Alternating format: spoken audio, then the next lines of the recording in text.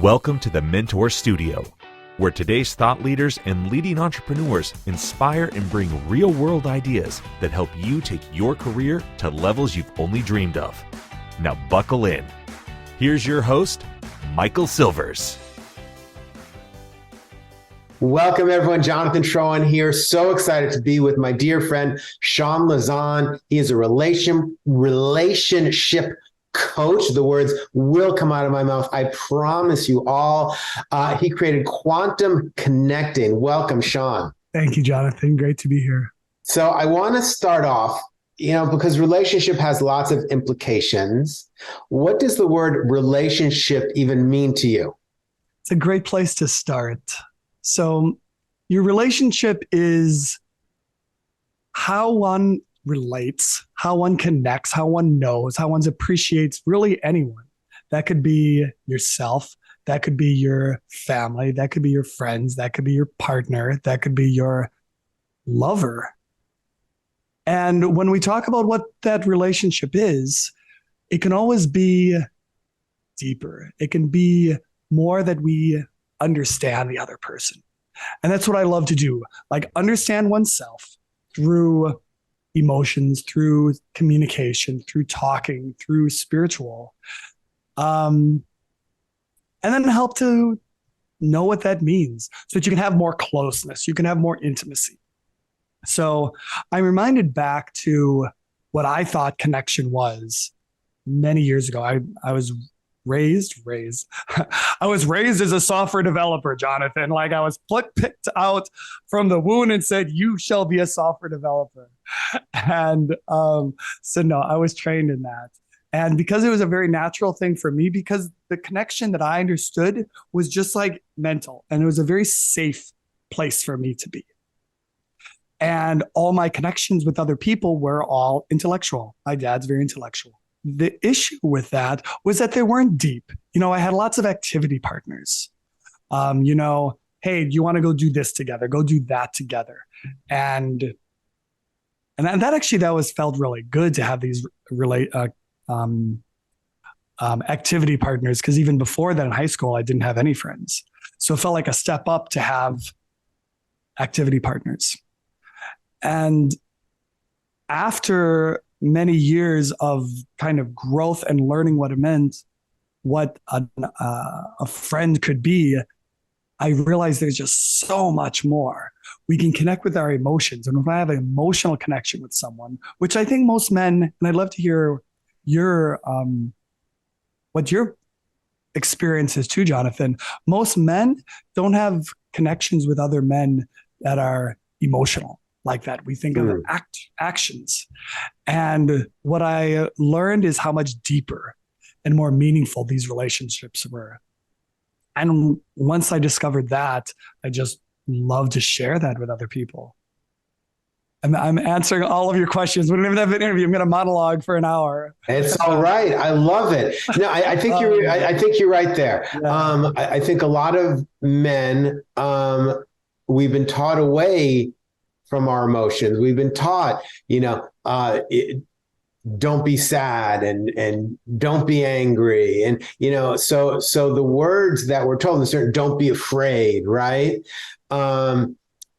So the emotions are in a way taught away from us, because as really young children, we feel the emotions, even if we don't know how to assign words to them, right? But baby boys cry. But it's funny you say that, because I was talking to my father a couple months ago, and he mentioned that he was not taught to cry, and crying was a difficult thing for him. So, so how, and I don't know whether you work more with men or women, but how do you begin to create that connection between us and our emotions? Where do you start? Yeah, I work both with men and women. In fact, what I've been looking at most recently is intimate relationships. And that I love to start with women, because of really where people in intimate relationships want to have growth from.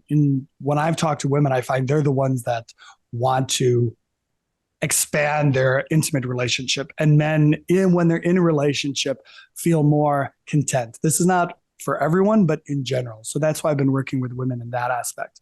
But in general, working with men is getting into the body. And this is what helped for me as well, is through dance, actually. And not salsa, not a dance like this, because typically that is, so step 1, step 2, step 3, step 4. And eventually you learn the steps from your head and eventually you can get into the body. But that's a long way around. What I want to do is get them into their body so that they can understand the emotion. So that's just putting on music. I'm almost tempted to do this right now. Do it. What do you got? Do it. I don't have any music on right now. I didn't think about that, but let's imagine there's music going on. Okay, I'm imagining. I got a beat. I got this music, and I've got actually this desk that moves, so I can stand up and actually have this conversation too. So we've got music going on, and let's say I'm a guy that's like, I don't know how to dance, which I didn't. I didn't think I knew how to dance. I wouldn't go to dances in high school at all because I didn't know how to dance. So I might just be like, well, probably I would just do the step back and forth. But when I work with guys like this, it's just like, listen to the music. Women too, but men have this a little more of a struggle. And just, we as humans dance. All humans dance. This is part of our biology, is to dance. And just like you wisely said, men often get that taught into us. Don't cry like a baby. Don't do this. Don't man up. What does man up mean? Be hard. And there's some truth in that. We want as men to be solid in our structure, but also being able to combine the masculine and feminine is something that's important for us to be quantum men, I guess I can say. So let's say I've got music and I'm moving and I'm just feeling it within my body. And that's it. And that may look like nothing, which is fantastic because you're not controlling in your mind. But then movement will always happen. Maybe some toe tapping and you're feeling it. And when you're feeling this in your body, the emotions will naturally arise. And that's all it is. Just feeling, you're letting your body express itself in the way that the body wants to express itself. And from that bodily sensation comes the emotions. We talked a little bit before about feeling the feeling. And that's all this is, right? Feeling the feeling. Feeling the feeling that our bodies very typically, especially as men, hide because we don't want to. It doesn't feel masculine, I suppose. But it's human. It's human to feel our emotions. It's human to love our emotions and connect with our emotions. And so much of connecting with ourselves and others is the emotional connection. We have these mirror neurons, right? That's all this is, connecting emotionally. Exactly. Do we need to begin to redefine what masculinity means? Yes and no. I am not we need to be turn off like. I'm reminded of people in the manosphere also. Like I'm very find interest in lots of different things. And some of this is this disappointment of what toxic masculinity is. And we don't want to have toxic masculinity as well. It's from the yogic perspective, it's combining masculinity and femininity into me as a man who embodies both of those things. So I wouldn't want men to think, you have to be like hairy women. We as men are men. We should be the leaders in an intimate relationship, I should say. I'm going to get in trouble for women that think that women should not be leaders, and that's completely not true. How do I want to say this? As men, it's important for us to keep our divine masculinity, but at the same time, accept things that are feminine, and those combine for me as a man. So we hear the term divine feminine a lot. We don't hear the term divine masculinity a lot. What is that? Divine. So now, can we get into spiritual stuff here? Let's get into it. What is it? Yeah, I want to know. So I am trained from the yoga perspective. There's a Shiva and Shakti. Shiva is divine masculine. Shakti is divine feminine. The divine, and this is great, very useful for like intimate relationships as well. So the divine Shakti is movement all over the place. So you see this in like, women are crazy. Like crazy to me is beautiful. I love the craziness. I'm using this thing because I don't want it. It's not a derogatory term. It's just movement. This is interesting. This is interesting. Movement of like something arises and an emotional response occurs. And it's like, a woman will tell you, I hate you. I love you. All of it, which is all true in the moment. It's all the dance. As men also, we need to realize that is the beauty of women, to be in this dance. The divine Shiva is pure consciousness, is pure presence. So if I am in my Shiva, just presence. I'm just looking at the camera right now, and there is no movement. Without Shakti, Shiva is dead. Without Shiva, Shakti is crazy. So we combine these. We combine these within ourselves. Usually there's a more masculine or feminine is dominant, but we combine these ourselves. That, by the way, is what Hatha yoga is. Hatha, masculine, feminine combined together. Not to be androgynous, but to have both these within ourselves.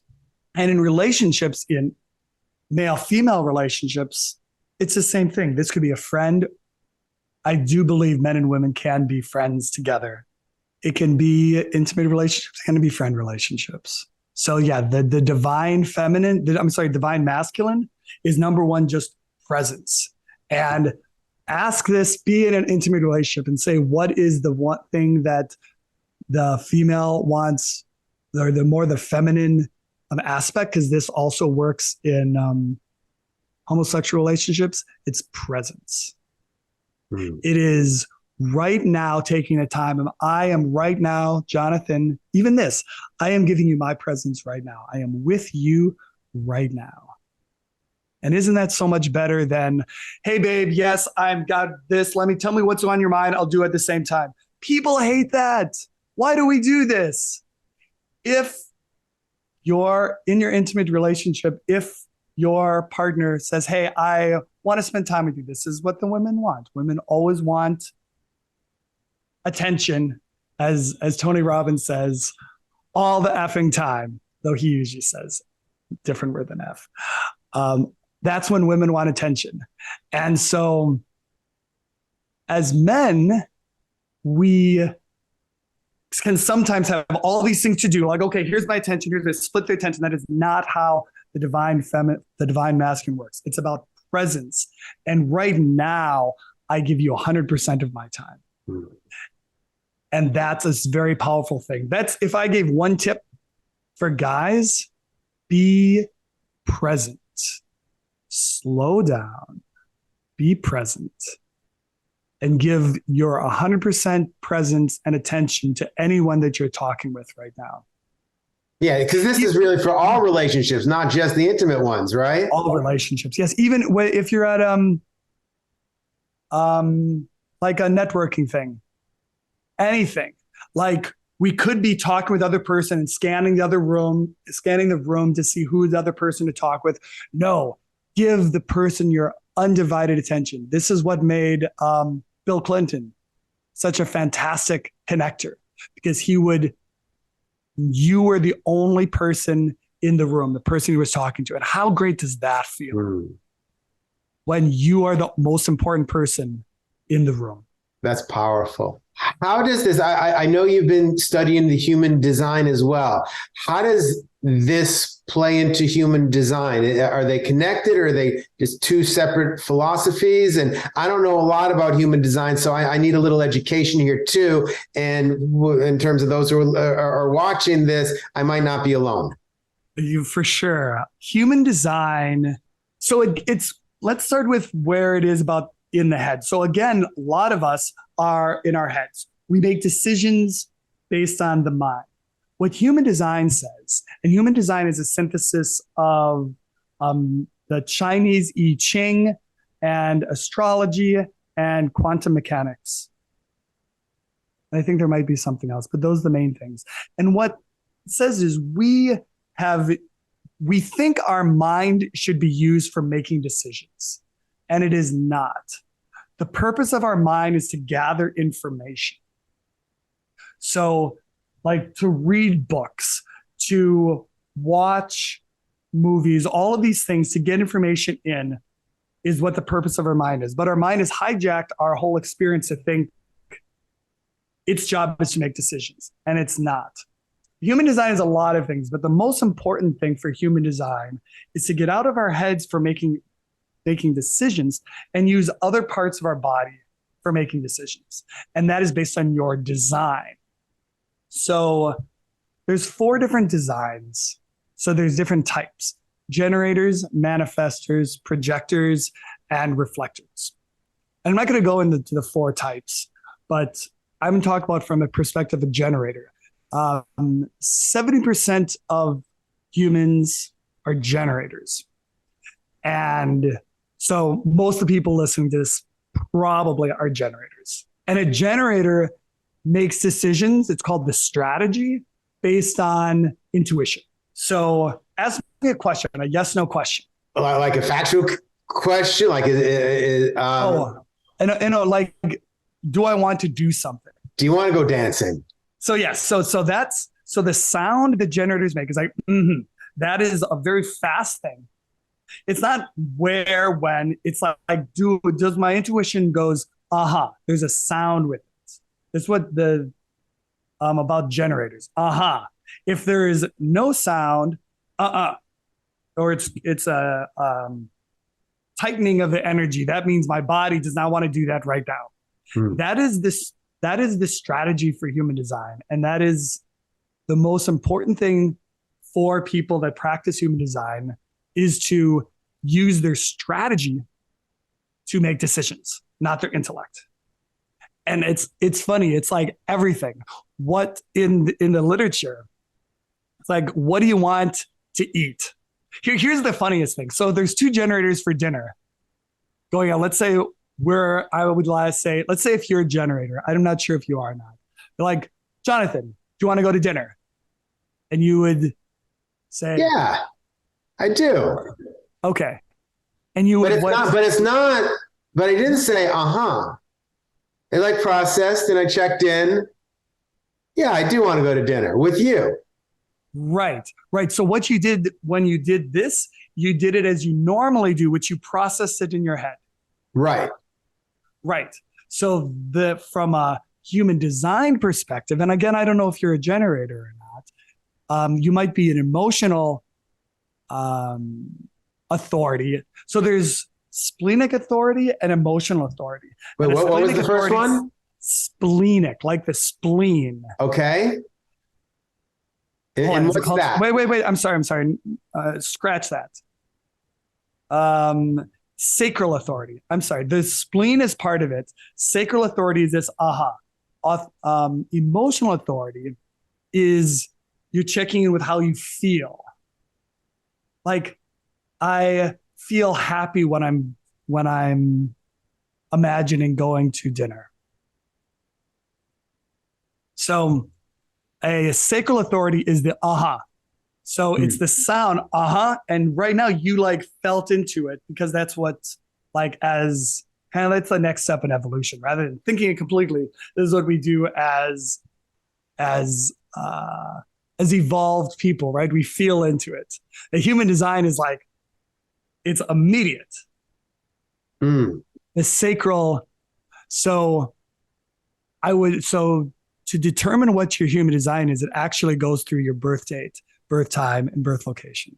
So I should have just done this beforehand, before the talk. Yeah, now I want to give you all my info and go, well, what am I? So it's not you're saying, so it's predetermined. It's not based on how I am, but based on where everything aligns, that's what I am. It's exactly right. Where at a certain point, the energies of the neutrinos coming from the center of the solar system came through and imprinted us. That's what it's called. Imprinted on us our unique human design.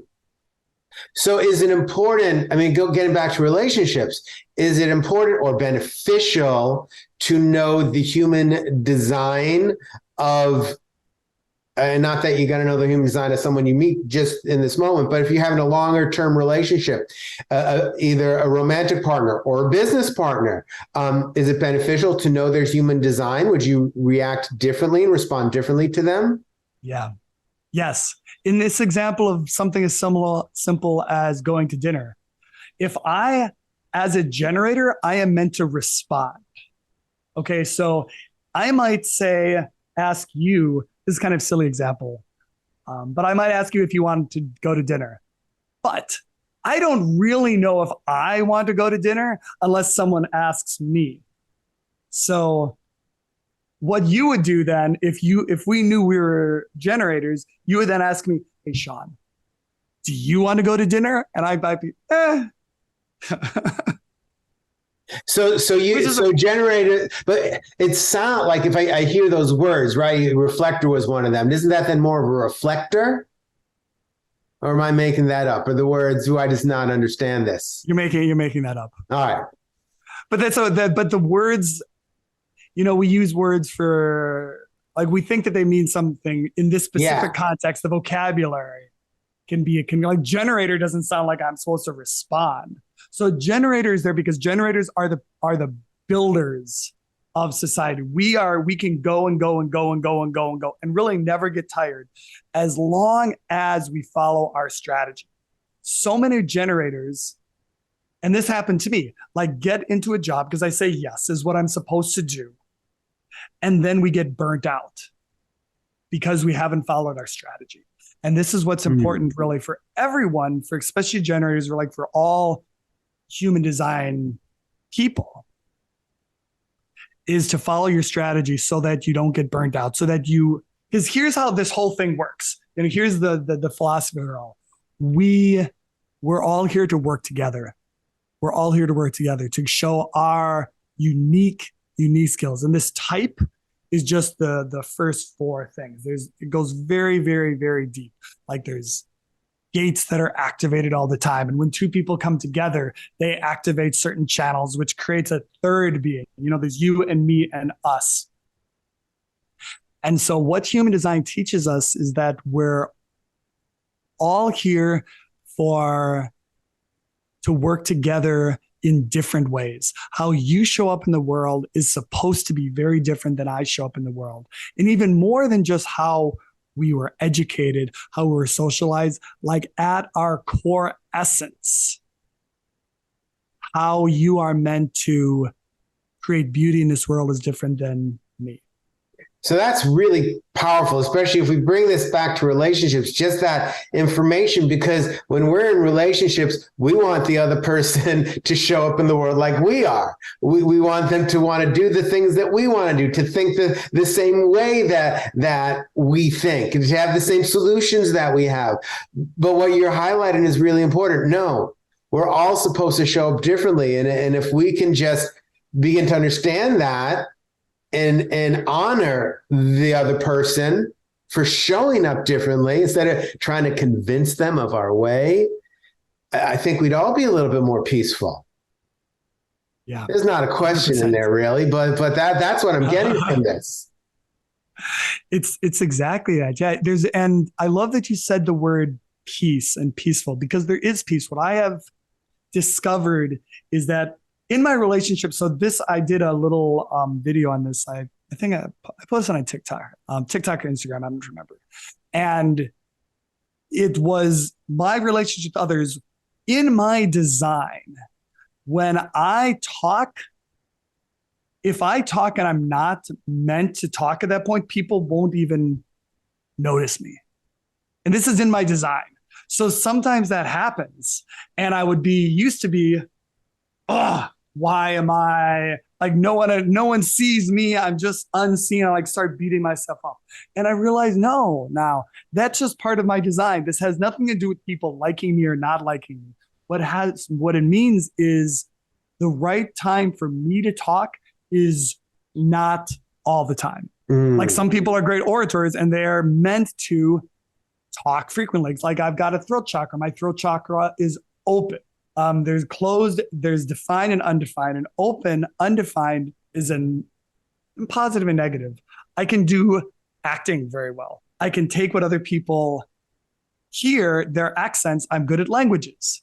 This is part of my design. But what's not part of my design is to, I don't want to say want to be a good speaker. I'm still working on this, figuring out what's the best way of actualizing some of these things, like a closed chakra closed throat versus open throat chakra. So I don't want to get into that actually. What was I saying? See, another open throat chakra is kind of going around and not being very direct of here's what I want to say and here's how to say it. Step 1, step 2, step 3.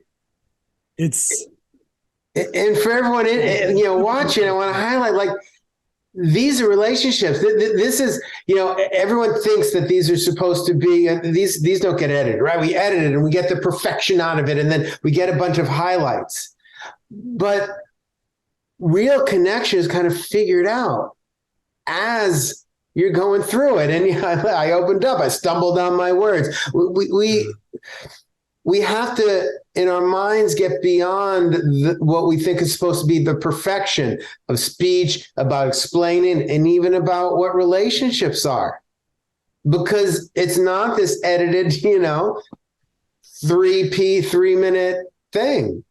I love that. Yes, because what it says is also we are attracted to our opposites. We know this, and attracted from an intimate relationship and from just two people that connect with each other. Let's say the amount I want to talk, it can go from a 1 to a 10. And let's say I am a 7. If I try to talk and have a relationship with someone else that's a 7, we're going to be like stumbling at each other all the time. We're going to be like trying to talk to each other. Oh, how come this person doesn't listen to me? Well, because we're designed differently. And I may not resonate with everyone, but I'll resonate with the people that I resonate with. So it sounds like there's a lot of information we need to get before we really get into a relationship. How often do you want to talk? How often does the other person want to talk? So there's a lot of info here. All right, let's say I need your help, right? We're in a relationship. Where's the starting point? Because we went over, the divine feminine, the divine masculine, and the hatha part of the world. Human design, how much we need to speak. Where's the starting point for us? If we're in an existing relationship? Yeah, well, if I called you up and said, okay, Shawn, I'm in a relationship. I need some help. Where would you look first? Or where would you advise first? One or the other? Well, obviously the first thing is to just get to know what's really going on and what do you want out of your relationship and what are the struggles? And the first thing in an intimate relationship, often when I talk with men and women, it's like this polarity, the masculine and the feminine, because we in society now are a bit homogenizing. It's like, here's how people should be. Like gender is a construct. There's no masculine, there's no what gender is a construct, and so we should kind of all be similar. We should all be emotional. We should all be, and there's truth in that. We should learn to definitely emotion. We should be more connected with the emotion. But we want to, in an intimate relationship, let's start from there, emphasize our differences.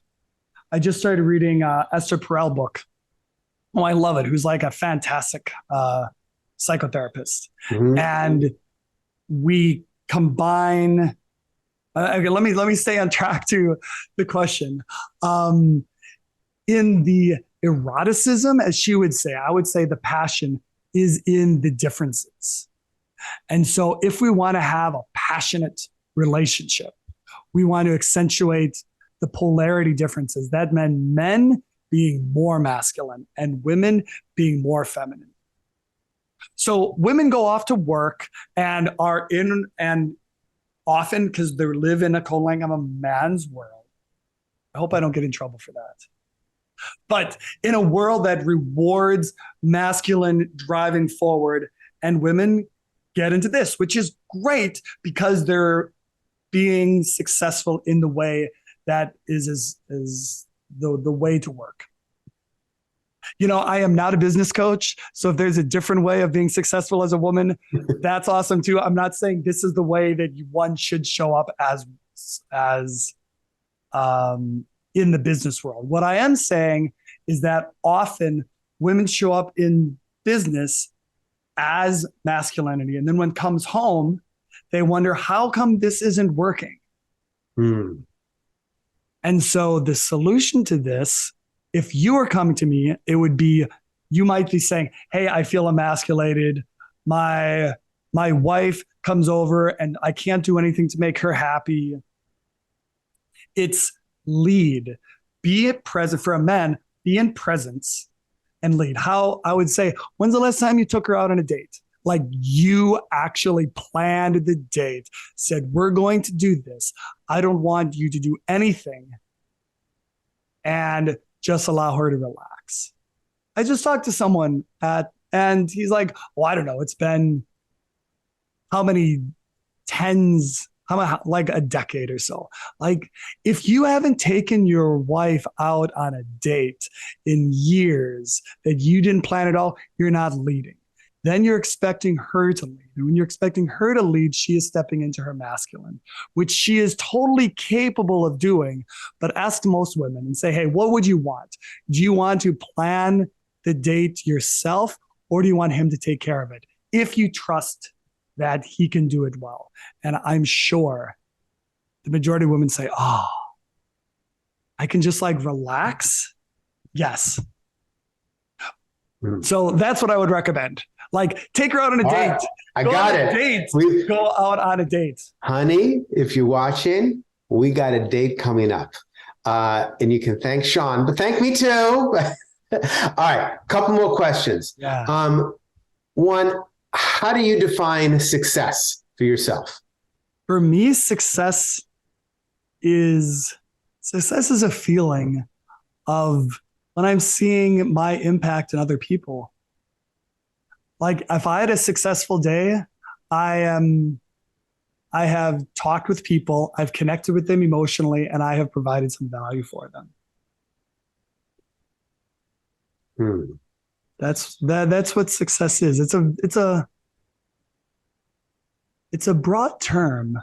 Like if I think of a successful day is I accomplished something. Successful interaction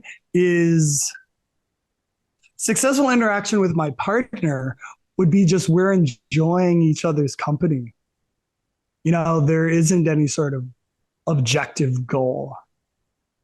So I guess I'd wonder what I'd ask more deeply in what context, because that's success to me only makes sense within a specific context. Well, when you started the answer, I found it interesting because you said success is a feeling. And then you went on to explain pieces of it.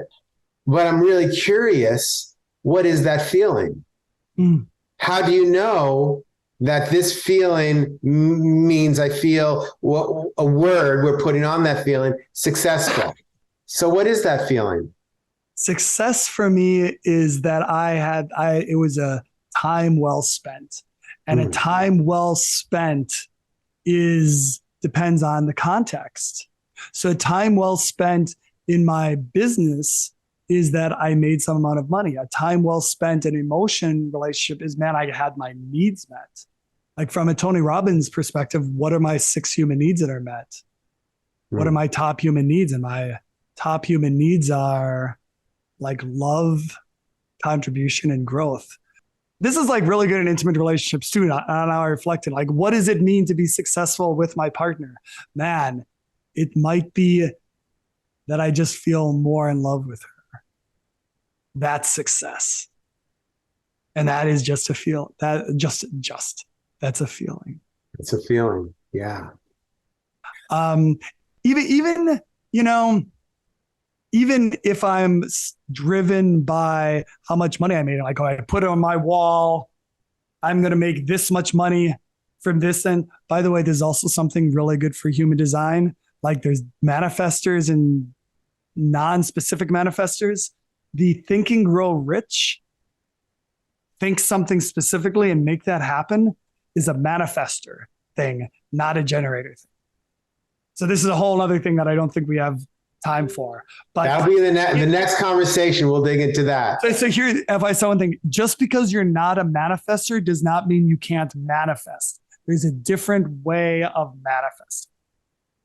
Which thank you, Jenna Zoe, who was the genius that opened this up to me, does my human design. Anyway, my human design is her brand. My. All right, one last question. Okay. What does self-love mean to you? Self-love is I accept me as who I am right now. There is no need for change. There is no need for growth. Actually, there's just me, who I am right now. And I say, Shawn, I love you.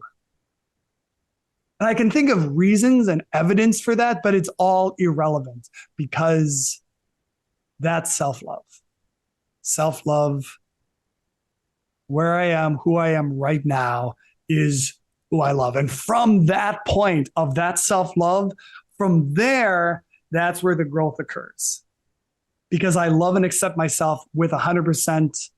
And then like, oh, I love myself. Shouldn't other people want to love me? Some people will and some people won't, but it doesn't really matter because I love myself. It's a revolution, right? I love it. Beautiful. Shawn, thank you so much for being here today. I learned a ton. I got to dig in. We need to talk more. I got to research more. I got a lot to learn, but thank you so much. Yeah, make sure to send me your all that information. I'll send you a thing offline. Absolutely. Yeah. It was really my pleasure. I'm glad that we went to all these different things. I feel like we could talk for another hour. Easily. And we will. All right. We'll see everybody next time. All right. Bye-bye. We're honored that you invested time with us today at the Mentor Studio. Now, don't be greedy.